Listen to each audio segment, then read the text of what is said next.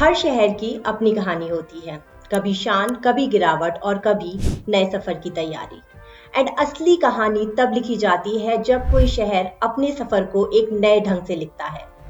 तो आज के वीडियो में हम ऐसे ही दो शहरों की बात करेंगे, चेन्नई एंड कोलकाता, जो ब्रिटिश इरा से अपनी एक नई पहचान बनाते आए हैं। एक वक्त कोलकाता को इंडिया की इकोनॉमिक कैपिटल माना जाता था एंड उसी टाइम चेन्नई एक इंडस्ट्रियल हब बनने की राह पे था। लेकिन आज कौन है जो आगे निकला है एंड कौन जीत रहा है इस डेवलपमेंट की रेस में, और बेसिकली इन दोनों सिटीज की फ्यूचर ग्रोथ कैसी दिखती है, आज के वीडियो में हम जानेंगे कुछ फैक्ट्स और इंसिडेंट्स के साथ।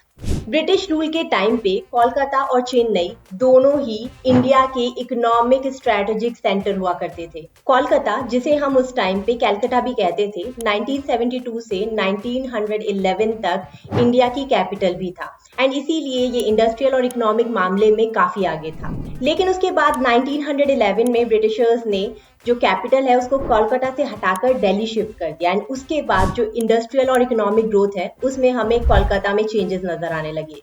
वहीं दूसरी तरफ चेन्नई, जिसे हम मद्रास कहते थे, वो ब्रिटिश टाइम में एक एडमिनिस्ट्रेटिव हब था। ब्रिटिशर्स का इंडस्ट्रियल प्रेजेंस यहाँ पर बहुत स्ट्रॉन्ग था एंड धीरे धीरे ये एक इंडस्ट्रियल हब बनने की राह पर चल रहा था।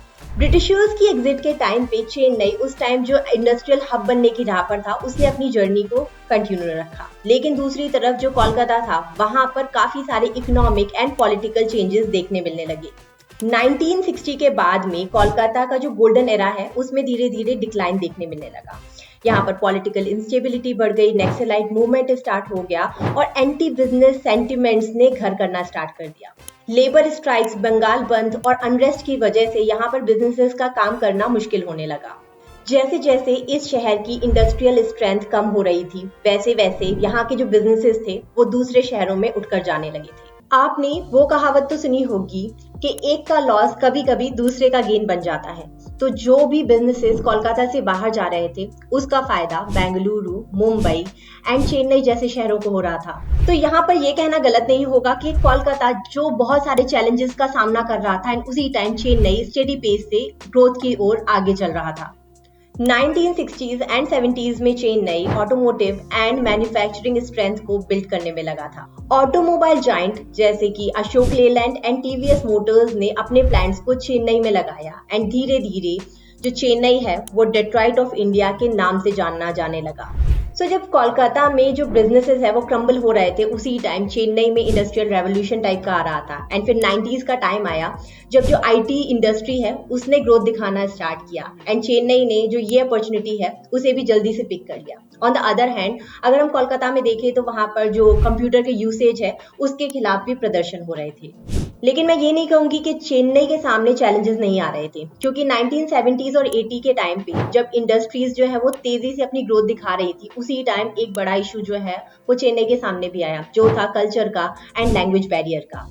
तमिलनाडु में रीजनल लैंग्वेज एंड कल्चर को लेकर काफी सारे लोग जो है वो सामने आने लगे एंड उनका था कि जो प्रायोरिटी है वो यहाँ की लैंग्वेज और कल्चर को देनी चाहिए एंड उसी की वजह से जो ग्रोथ का पेस है वो उतना ज्यादा फास्ट नहीं हो पाया। उसके साथ ही वाटर स्कार्सिटी जो है वो भी एक बड़ी प्रॉब्लम चेन्नई में देखने मिली एंड इसकी वजह से जो इंफ्रास्ट्रक्चर है उस पर भी इम्पैक्ट हुआ।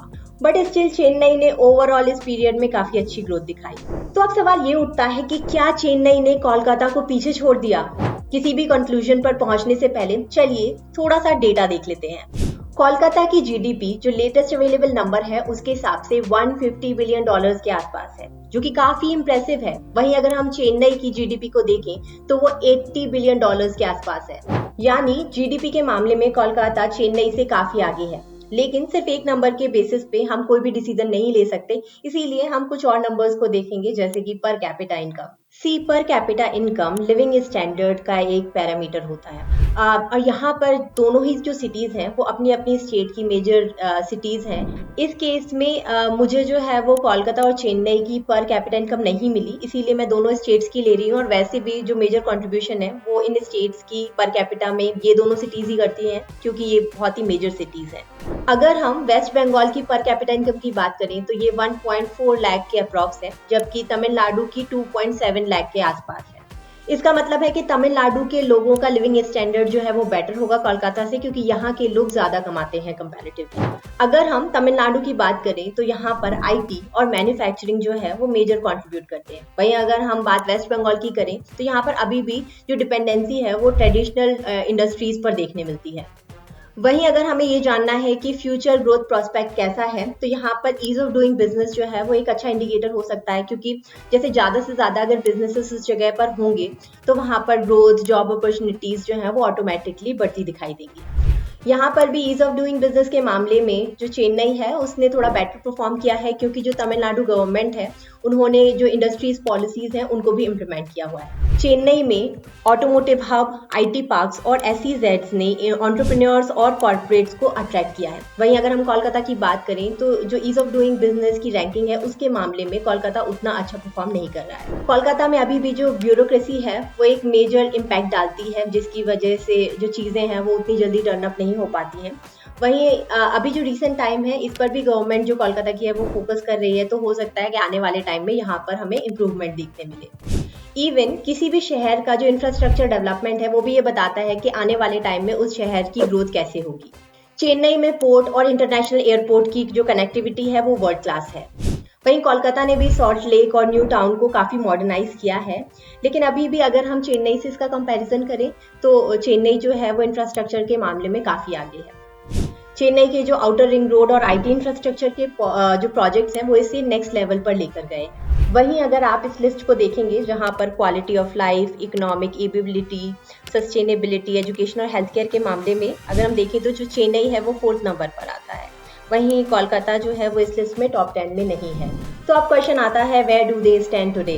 तो अगर आज की डेट में हम ओवरऑल डेवलपमेंट को देखें तो जीडीपी को अगर हम देखते हैं तो कोलकाता जो है वो चेन्नई से आगे है। वहीं अगर हम दूसरे फैक्टर्स देखते हैं जैसे कि infrastructure development, per capita income, तो उसमें जो फ्यूचर ग्रोथ प्रोस्पेक्ट है वो चेन्नई का काफी अच्छा दिखाई देता है। तो आने वाले टाइम में ये देखना इंटरेस्टिंग होगा कि कोलकाता जो है वो कौन से न्यू रिफॉर्म करता है जिससे कि जो अपनी ग्रोथ स्पीड है उसको और भी ज्यादा इनहेंस कर पाए। आपको क्या लगता है कि फ्यूचर में कौन सा शहर जो है वो लीड करेगा, कोलकाता या चेन्नई? आप मुझे कमेंट सेक्शन में बता सकते हैं। एंड इसी तरह अगर आप चाहते हैं कि कोई और सिटीज का भी कंपैरिजन करूं तो वो भी आप मुझे टॉपिक सजेस्ट कर सकते हैं। जल्दी ही नेक्स्ट वीडियो में मिलेंगे, तब तक के लिए बाय, टेक केयर।